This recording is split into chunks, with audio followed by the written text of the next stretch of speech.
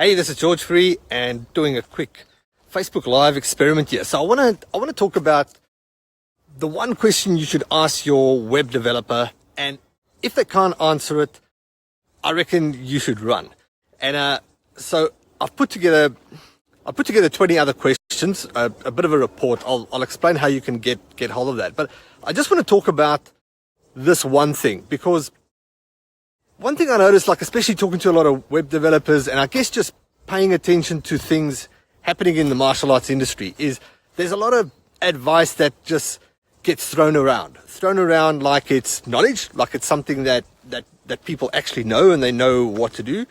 But then when it actually comes to the crux of doing it, it's just been heard from somewhere, or it's just been read in a book. So it can't actually be applied, and it costs you money in the end of the day. And it comes down to conversions. And if you've listened to a lot of my podcasts or videos, I'm always going on about conversions, because the truth of the matter is most school owners that I speak to don't have as much as a marketing problem. They just got a conversion problem. They're doing a lot of things. I mean, they're putting stuff out on Facebook, they're putting stuff out on YouTube, on their websites, but they're not getting the results. So it's not really the marketing as much. Look, obviously, yes, marketing could be fine-tuned and strategy and all that, but it really comes down to the actual conversion. And the reason I carry on about conversions is the numbers make such a big difference. If you think of, and I always refer to this, if you get 100 people going to your website and you get 2 students from that, that's a 2% conversion. And depending on what a student's worth for you, like let's say your lifetime student value is $1,500 or $2,000, let's say it's $1,500. That's $3,000 from 100 website visits.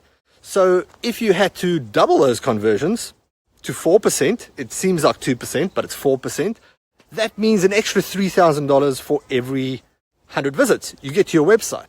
So, and that's from 100 visits to your website or to one page. So think if you start optimizing all your pages and everything that you do, and you just make these little conversion improvements on your website. So that's, let's say you push it from 2% to 4%.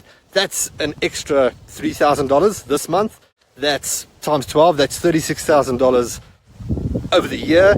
Times that by 5. That's another 150 odd grand. So you can see where I'm getting at with it's all about the conversions, right?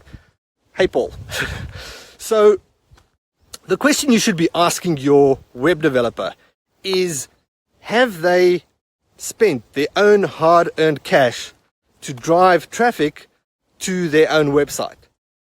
Because if they haven't done that, then how the hell are they building you a high-converting website, right? Because if you haven't felt that pain of putting together your website and going to a place like Google, which is probably the biggest reveal of them all, and start spending money and sending people to your website and watching your wallet get bruised and watching 0 results.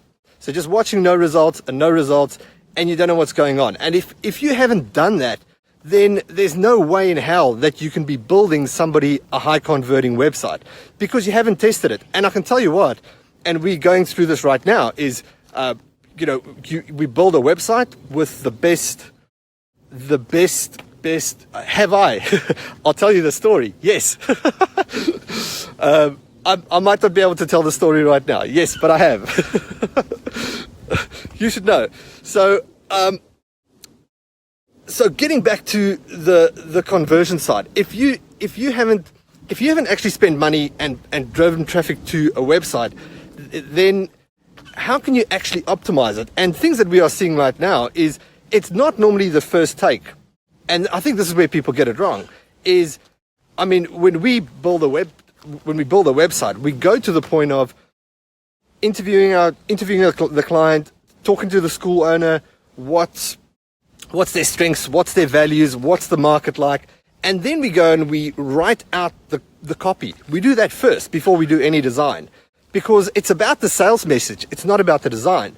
So the problem is that you get web developers and they focus on the technical aspect and the pictures, and they don't understand the sales proposition, and they don't understand the fact that there's got to be a conversion element. So that's what it really comes down to. So if somebody is not doing that themselves, then they can't be giving you the advice or be copying other people and other designs, which people do, and giving that off as their own expertise and think that you're going to get a result. Because chances are, and we do this all the time, we build a website to the best of our ability, and then as soon as we start sending traffic to it, we realize that we've got to make adjustments. So that's when the real work starts. The real work's not actually developing the website that converts off the bat.